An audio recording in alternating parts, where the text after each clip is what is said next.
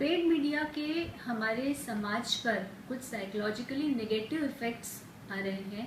वो क्या आ रहे हैं, मैं आपके सामने इन पर प्रकाश डालना चाहती हूँ।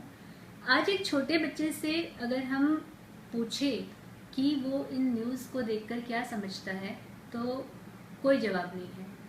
लेकिन सिर्फ उसी के पास जवाब नहीं है ऐसा नहीं है।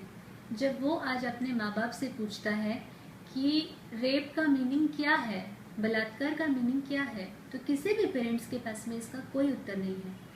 लेकिन अगर हम देखें तो इन न्यूज़ के अलावा इन चैनल्स पे हार्डली कुछ आ रहा है। अगर हम न्यूज़ के नाम पर देखते हैं तो हम ढूंढते रह जाते हैं कि न्यूज़ कहाँ है। क्यों इतनी इन नेगेटिव चीज़ों को, क्यों इतनी अश्लीलता को हमारे पेड मीडिया चैनल्स प्रमोट कर रहे हैं। रेप की न्यूज़ देना एक अलग बात है, लेकिन उसको किस तरीके से, प्रोवोकिंग तरीके से दिखाया जा रहा है, ये एक अलग बात है। अपने आप को सबसे तेज चैनल कहलाने वाले, जिनकी टैगलाइन है सबसे तेज, आप इनकी वेबसाइट पर कभी जाकर देखिए।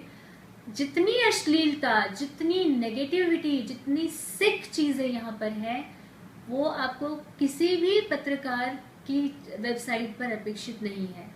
आप इस तरीके के जितने भी फेमस चैनल्स की वेबसाइट्स हैं, जितने भी फेमस न्यूज़ पेपर्स की वेबसाइट्स हैं, इन पर एक बार जाकर देखिए। इनके लिए अलग सेक्शंस बनाए जा रहे हैं।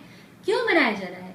क्या हमारे जो लोकतंत्र का चौथा स्तंभ है पत्रकारिता, उसका ये धर्म है? इस तरीके से हमारे देश की संस्कृति को बर्बाद होने वाली, हमारे देश के बच्चों को बर्बाद करने वाली इन साइकोलॉजिकली नेगेटिव चीज़ों को फैलाने के लिए इन्हें छूट-छाट कौन दे रहा है? क्यों ये लोग इतनी निर्भयता से ये सब चीज़ें किए जा रहे हैं और इनका उद्देश्य क्या है? आशाराम बापू जी के केस में अमृत प्रजापति नाम का उनका कोई पुराना आश्रम वाला आता है उनके लिए नेगेटिव बोलने के लिए। उसे बहुत सारा समय दिया जाता है। वो एक लाइन बोलता है कि आशाराम बापू के आश्रम में रहने वाली हर महिला या हर साधिका उनकी रखेल है। What is this? रखेल है। और ये चैनल वाले इस आदमी को अपने स्टूडियो में बैठाकर बोलने दे रहे हैं ये सब बातें। ये कितना बड़ा अपमान है हर एक महिला का। किस बेसिस पे ये हमारी पेड मीडिया महिलाओं के गरिमा की बात करती है और ये दुनिया भर की भाषणबाजी करती है? अगर ये सच में महिलाओं के गरिमा की सम्मान करती है, अगर इसे सच में महिलाओं के आत्मसम्मान की, उनकी वुमेन हिट की अगर कोई कद्र है, तो उन्हें ये दिखाना ही नहीं था। लेकिन वो सिर्फ इसलिए दिखा रहे हैं क्योंकि वो आशाराम बापू के नेगेटिव बोलने वाले व्यक्ति के द्वारा बोली जा रही है।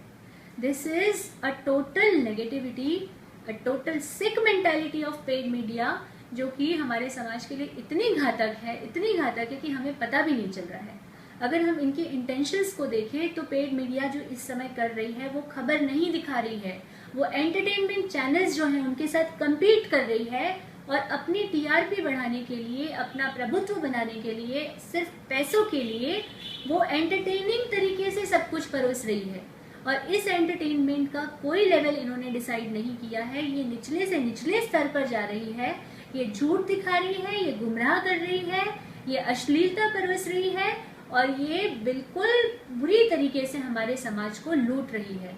इस पेड मीडिया से हमें बचकर रहना होगा और इसके खिलाफ हमें आवाज उठाना पड़ेगा कि क्यों इन पर कोई अंकुश लगाया नहीं जा रहा है, और अगर लगाया जा रहा है तो इन्हें इतनी निर्भयता से ये करने का अधिकार कौन दे रहा है।